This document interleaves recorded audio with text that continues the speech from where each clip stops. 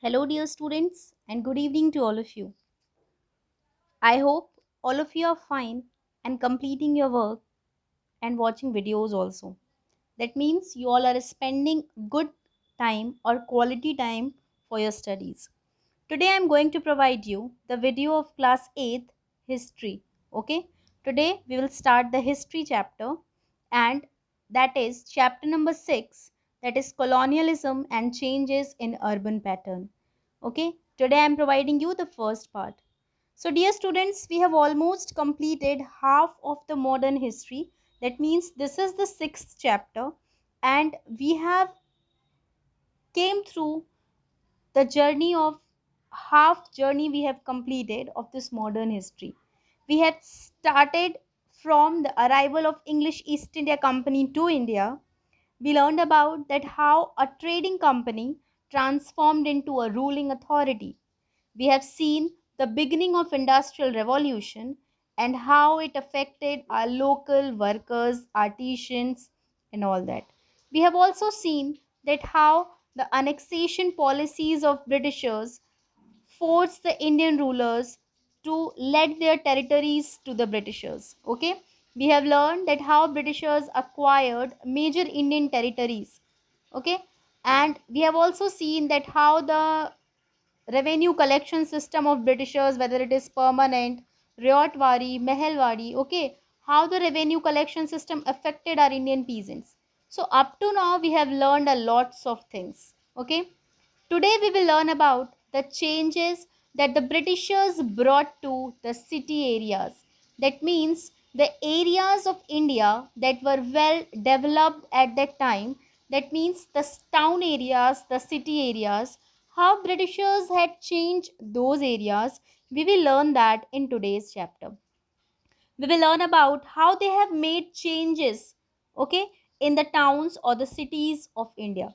So students, in class 7th, when we were learning about the medieval period, okay, when we were learning about the Mughals, in that we have learned about the towns of India during medieval period. You might be remember it, or you are means I will, if I will explain you that, it will hit to your mind. We have learned about various types of towns. We have learned about administrative towns. We have learned now that those were the capital towns from where the rulers were ruling. We have learned about the temple towns. That means the town that were famous, that was famous for its temple, that was the temple town. Like that only there were pilgrimage towns. Okay. We have learned about the port towns.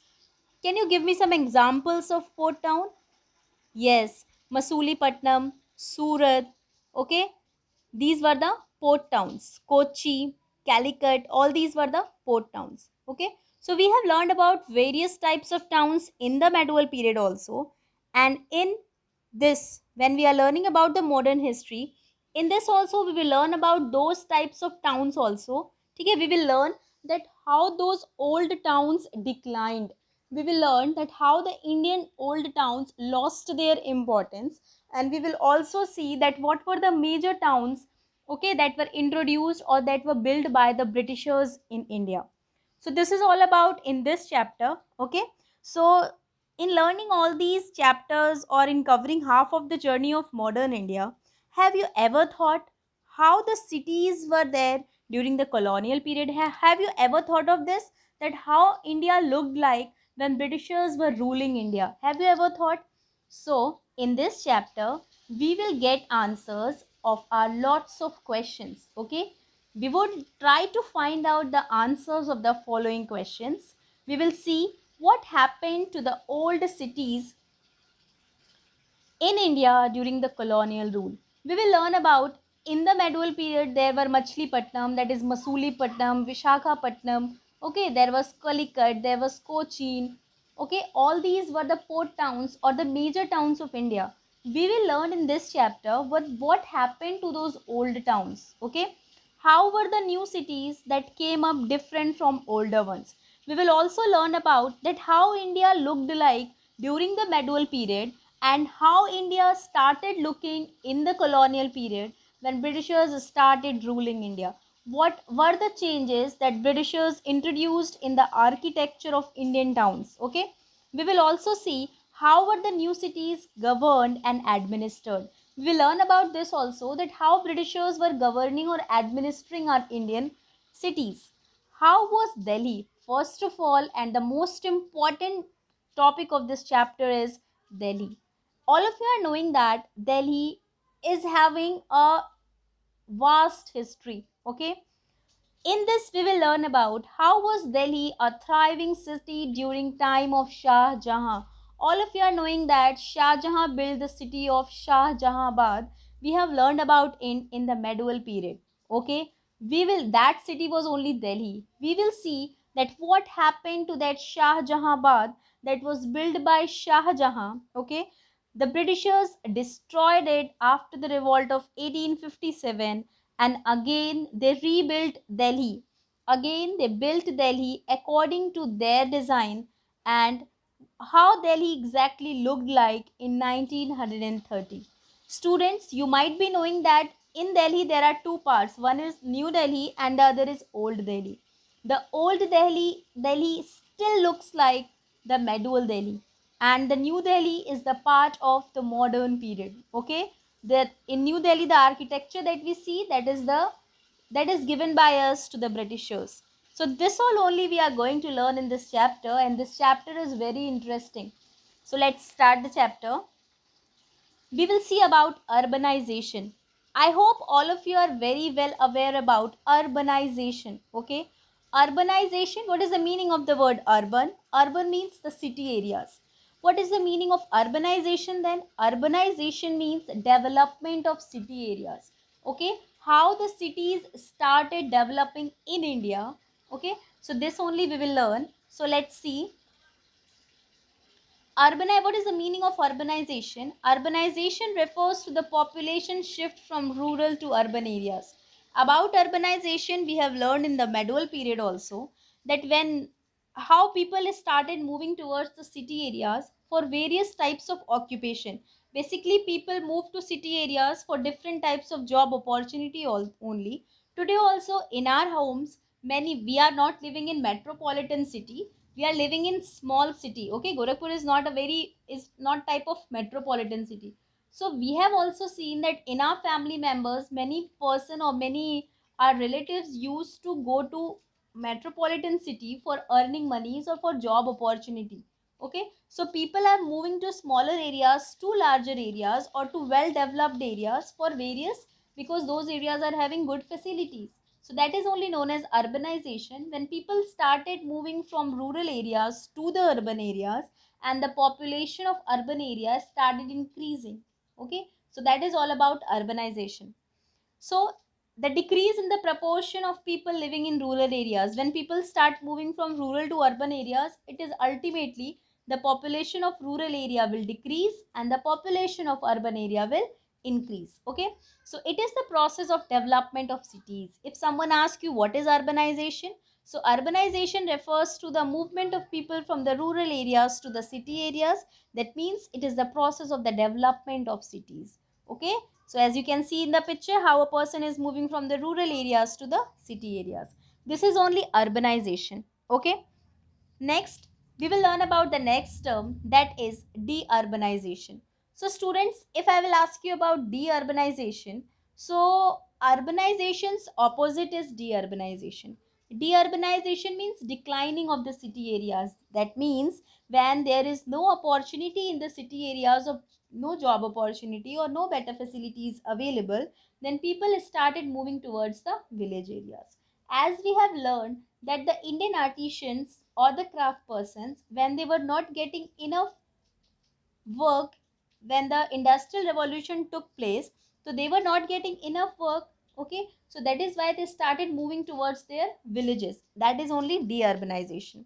So deurbanization is basically refers to the population shift back from urban to rural areas. Okay, when people started going back to their villages, that is only deurbanization. Like during the time of corona, we have seen that many people or many laborers, those who were working in the metropolitan city, a huge migration took place. Migration means people from the city areas started moving towards the rural areas. You might have seen in the news channels that how in how much population was moving from the city areas to the rural areas. So ultimately the population of the city areas started decreasing and rural areas population started increasing.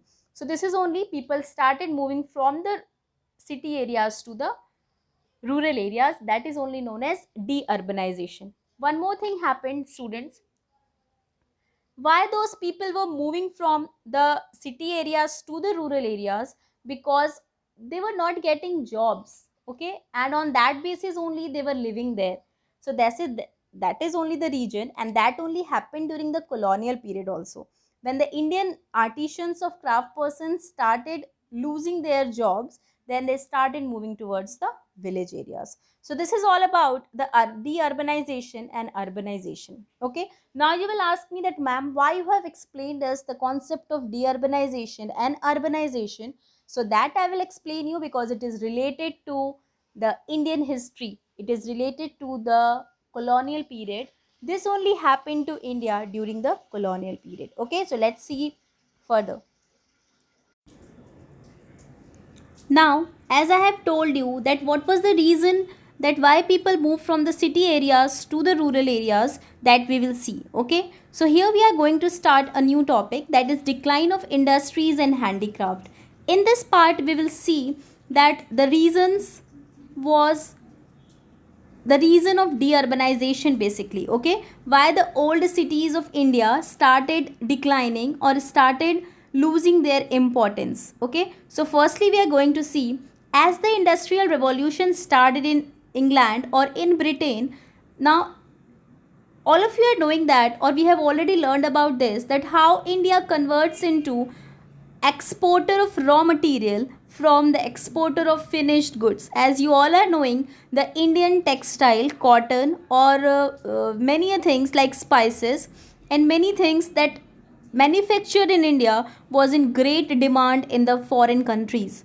But as the industrial revolution started in India, lots of machineries introduced in the British companies or factories. So there they increased the production also, as well as their quality also improved.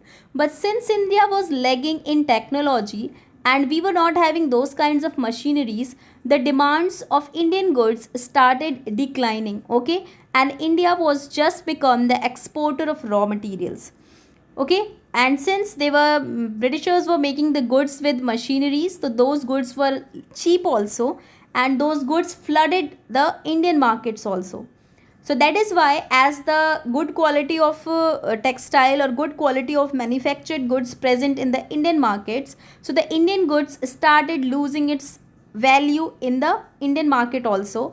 And that is the reason that basically lakhs of Indian artisans of craftsmen lost their job and they were out of work.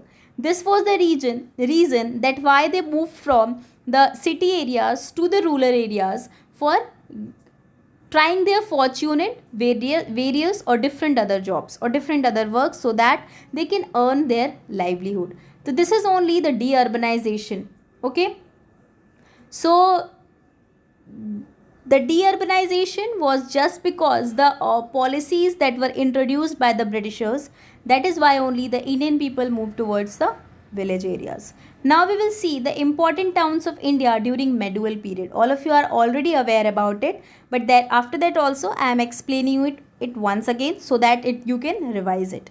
Dhaka, Surat, Masulipattnam were the famous port towns. All of you are knowing about Masulipattnam, that is Machlipattnam. Okay, we have learned about Surat, that Surat was a very important major port town, and from here only people used to go to Makkah Medina also.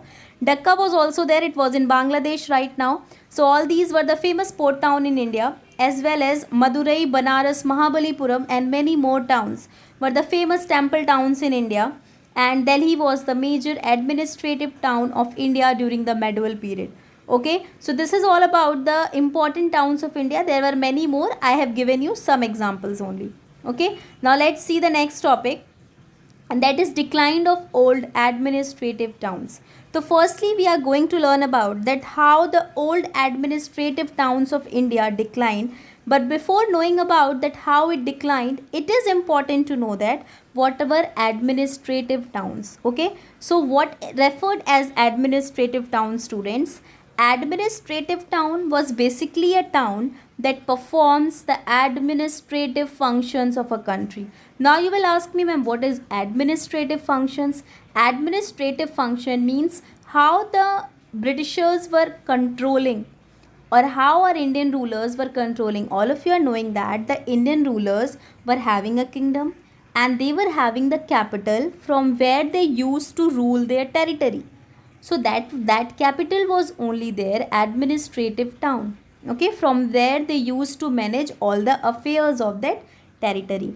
Okay, so this is all about. In this we will learn that how those town loses its priority. Okay, so all of you are knowing that basically the rulers were ruling from their from their capital towns only.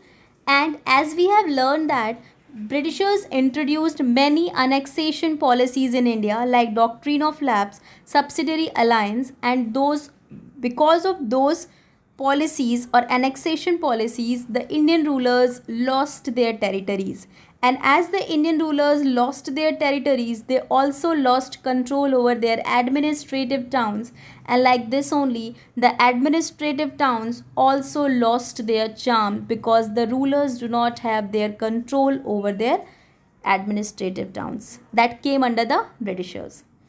As the Britishers defeated Indian rulers in the Battle of Plassey and Buxar and employed various annexation policies to acquire Indian states, the Indian rulers lost their power over their administrative centers. So have you understood that how the old administrative towns declined? Okay, like Murshidabad and all, they were the capital towns. They declined because of the Britishers' policies. Bengal also we have seen that how Indians lose Bengal also to the Britishers. Okay, so like this only the old towns of India declined. Okay, now after this we will see emergence of new administrative towns. Old ones though declined, so we will see that how the new ones emerge, came into existence. Okay, so Britishers basically built two types of administrative town. The first was the presidency towns. In previous chapters also I have explained you about the presidency towns. That presidency towns were basically the towns from where the Britishers used to administer Indian regions, or whatever regions they have controlled.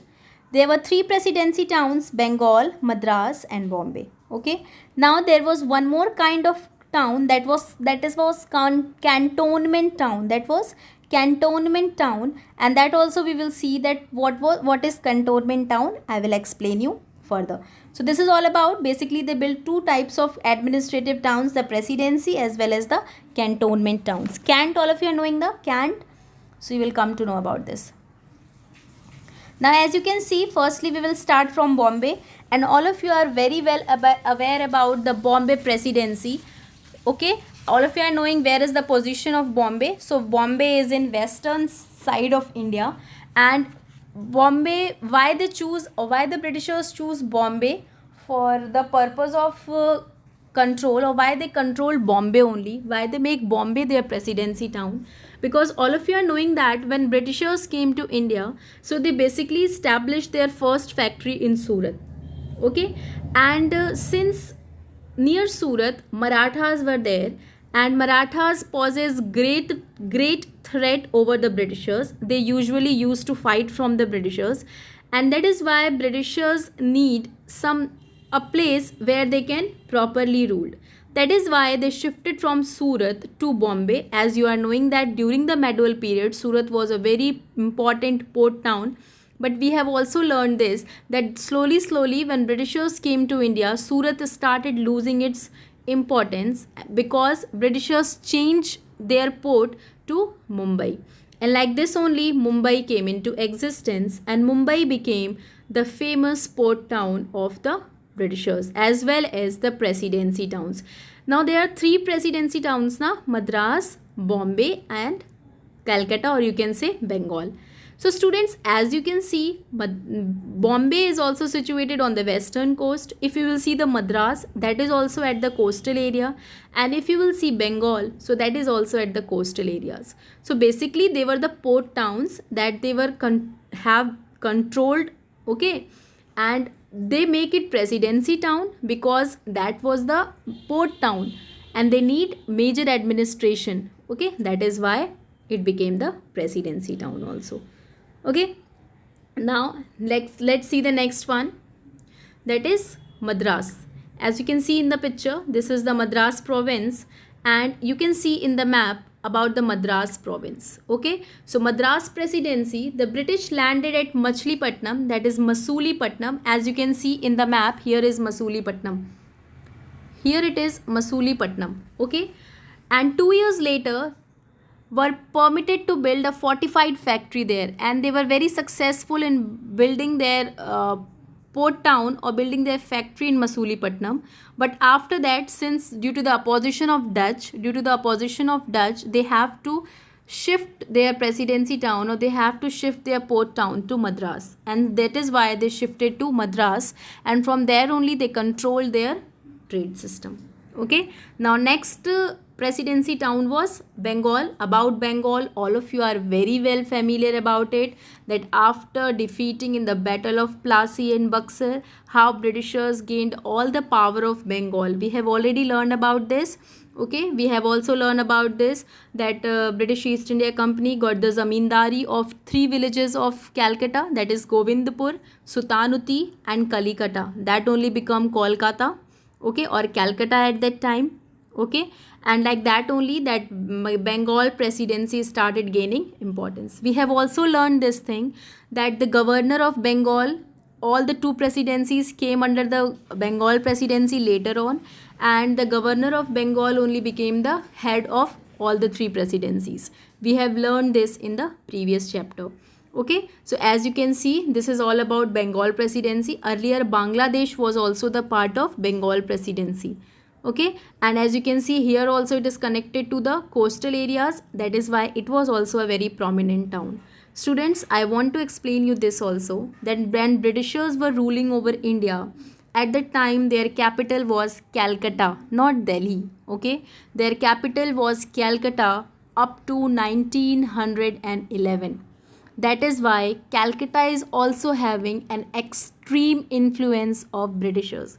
If some of you have seen Calcutta, it is like a British territory only. Okay, it is having lots of memories of the Britishers, because up to 1911 it was the capital town of colonials of Britishers. Okay, so this is all about the presidency towns. Bengal, Madras and Bengal, Madras and Bombay was the presidency towns. Okay, now let's see more. As you can see in the picture, this is Fort Williams. Okay, this is Fort William in Calcutta. It is a very famous building constructed by Britishers. Now let's see the next topic, that is Cantonment Town. Students, all of you have heard about Cant. Okay, Cant in Hindi it is known as Chhavni. Okay, so Cant is a place. First of all, we have to know what is Cant. So cantonment is basically a military garrison or camp. Now you will ask, ma'am, what is garrison? So garrison means a group of soldiers who are living in and guarding a town or building. Okay, in every city there is a cant town. There is a cant in Gorakhpur also. If you will go towards that Nandanagar in Kuraghat, so there is Chhavni where there is Air Force. That is Chhavni, and that is only known as, you can see the military people there, the army ones, the Air Force one. So that is cant only, and that is the short form of cantonment. Okay, so cantonment towns were the places during the British period where their military troops used to live, where the British army used to live. And today also in India, cantonment towns or cantonment areas are the area where the armies used to live, or the army person used to live. So that garrison means a group of soldiers who are living and guarding a town or building. The cantonment towns were the British military settlements. They served as barracks. Now what do you mean by barrack? In those cantonment towns, there were buildings, or there were many buildings in which soldiers used to live. Not only soldiers, the British officers or the British soldiers' families also used to live. Okay, those cantonment towns have all the facilities like parks, public offices, schools, shops and churches and all that. Since Britishers were there, basically in their army, British army was only there, Christians were only there, so church was there in the cantonment town. So I hope it is clear to you what were the cantonment towns at that time. Cantonment towns were the towns where the British military used to live. Okay, now let's see the next one. Hill stations. So students, all of you are knowing that the Britishers belongs to Britain, and that area, the climatic conditions of Britain is very good. That means cold. Okay, so they are having cold climatic conditions. When Britishers were here in India, so during winters it was okay for them, but during the summers it was very difficult for them to survive in such a hot climate of India. That is why during the summers they used the to go to the hill stations of India.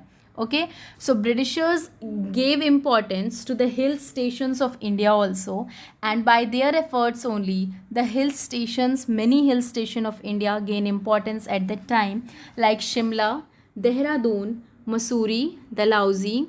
Okay, sorry, it is Dalhousie, Nainital, Darjeeling, Ooty. These were the hill station that was very popular, that were popular during the British rule. Okay, as you might be knowing that since Britishers also used to shift their capital during summers, and the summer capital of India during the British rule was Shimla. Okay, they used to shift to Shimla for ruling India from there only. Okay, students, now these hill stations already have a very good architecture. Okay, the features of these hill stations were cottages, that means the houses that were made up of wood. They were having church, they were having central avenues, etc., that means park and all that.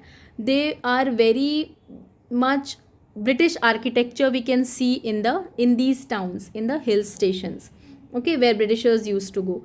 Students, you cannot believe, at that time when Britishers were living here, at that time the hill stations were having malls. Okay, that is why today if we will talk about any hill station, on every hill station there is a mall road. The In every hill station there is a road known as Mall Road. Okay, Mall Road, because there was mall at that time only. Okay, so basically they were with those malls have shops, those malls have coffee houses. Okay, clubs for the Europeans. That means these areas were built just like the culture of Europeans or the Britishers. So I hope it is clear to you.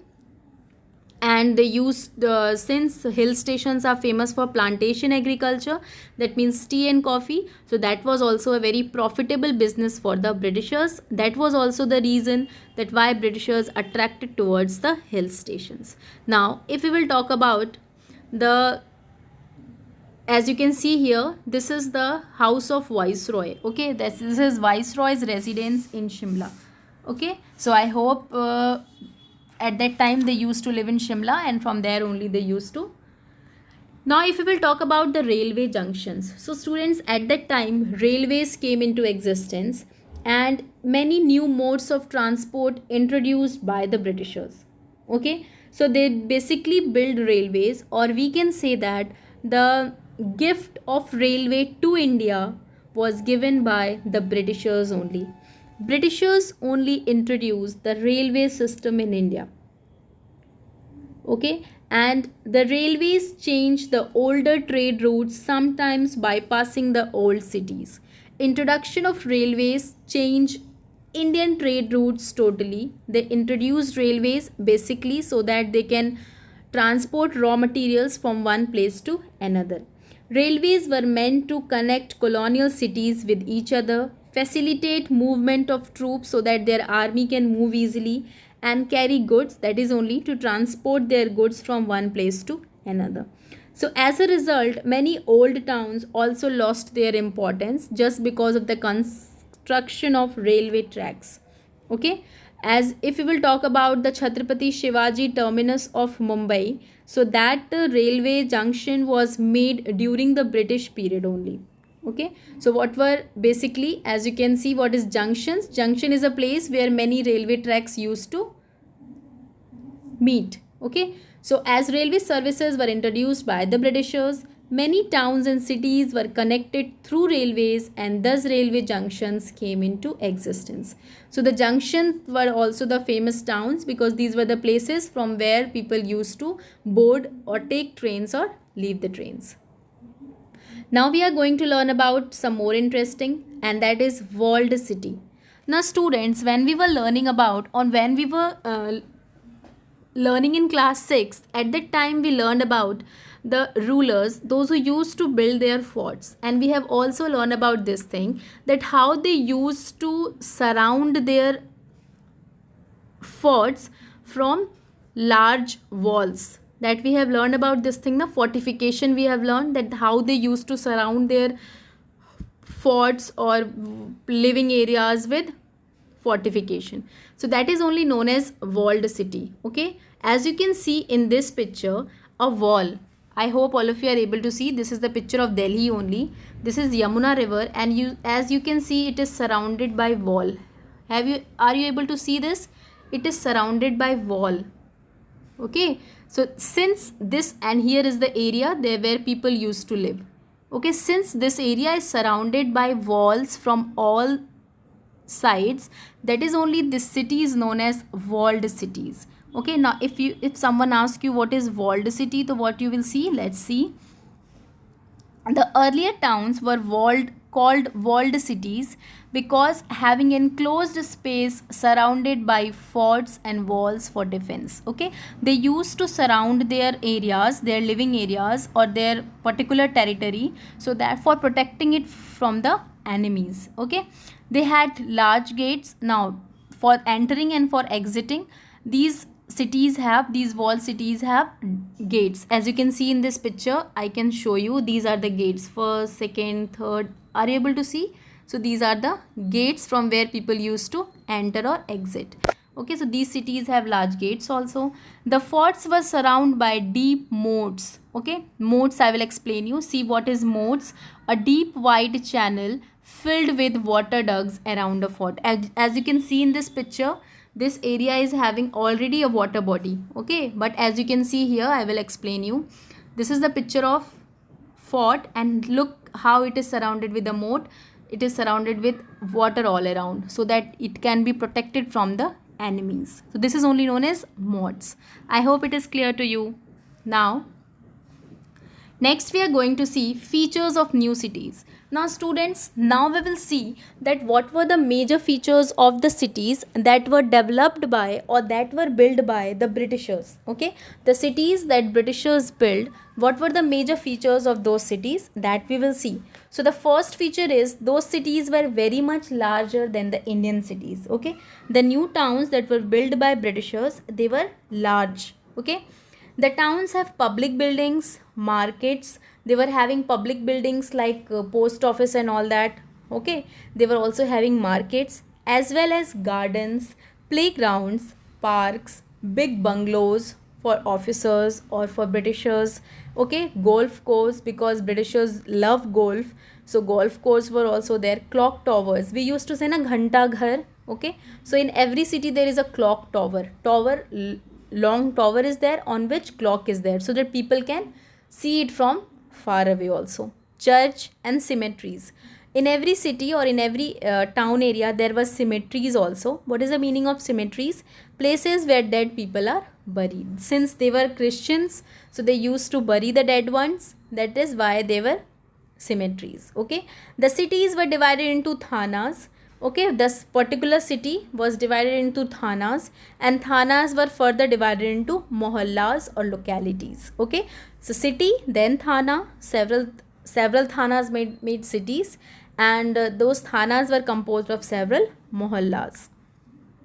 Now, in the presidency towns, if we will talk about the presidency towns of the Britishers, presidency towns means Bengal, Madras, and Bombay. So, that were divided into two towns. Okay, first is White Town and Black Town. Like Bombay was divided into two towns, Black Town, White Town. Now, what White Town was for the Britishers, since Britishers used to do the racial discrimination, and they believed that Indians were the black.